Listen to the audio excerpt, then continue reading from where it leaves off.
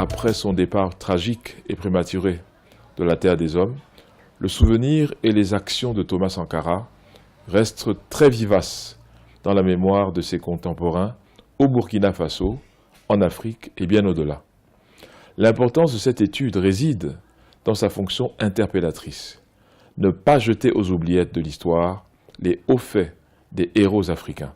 L'ouvrage Thomas Sankara et l'émergence de l'Afrique au XXIe siècle compte 192 pages et se subdivise en 6 chapitres qui partent vraiment du début de sa carrière, de sa naissance d'abord, son enfance, sa jeunesse, sa formation et ensuite sa carrière publique.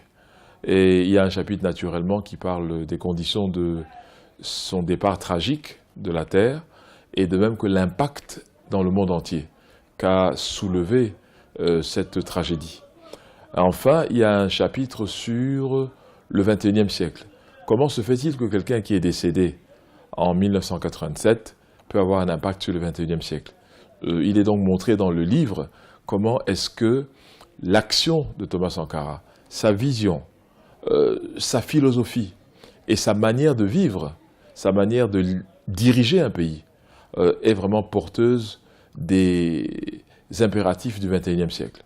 Le message principal, c'est qu'on peut être au service, comme l'a montré Thomas Sankara, des plus démunis, des plus faibles et des plus désemparés. Et qu'en fait, en se mettant ensemble, selon la philosophie africaine communautaire, on peut bâtir tout et on peut se sortir des situations les plus difficiles quand on décide de se mettre ensemble, de mettre le bien commun au service de la communauté, au service de l'ensemble des populations.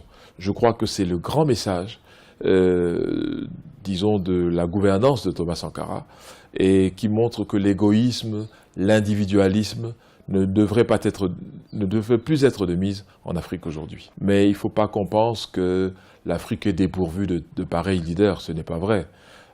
Et quand il y en a, il est bon d'en parler et il est bon que le monde entier le sache également. L'idée du livre, comme de mes livres précédents, j'en ai écrit un sur Vie et mort de Muammar et Kadhafi, quelle leçon pour l'Afrique. L'autre livre, c'est Nelson Mandela, un exemple pour l'humanité. Tous ces livres aux éditions Afrique Éveil, comme celui-ci aussi est aux éditions Afrique Éveil, publié à Yaoundé. Eh bien, ce qui inspire tous ces ouvrages, c'est que nos enfants et les enfants de nos enfants, qu'on ne leur dise plus qu'ils n'ont pas d'exemple africain. Et que les exemples internationaux sont bien, certes, mais les exemples africains devraient davantage parler aux Africains. Je suis spécialiste de relations internationales et de relations internationales africaines. Donc je vais continuer à écrire dans ce domaine, à parler certainement de l'intégration du continent, de l'unité du continent et les menaces actuelles qui sont au-dessus du continent, telles que l'intégrisme, l'intolérance, la haine, supposément due à la religion. Moi, je ne pense pas du tout que c'est dû à la religion.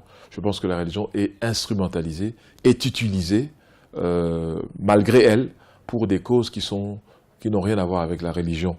Donc, il me semble qu'il est important de réfléchir un peu sur ces thématiques de façon analytique.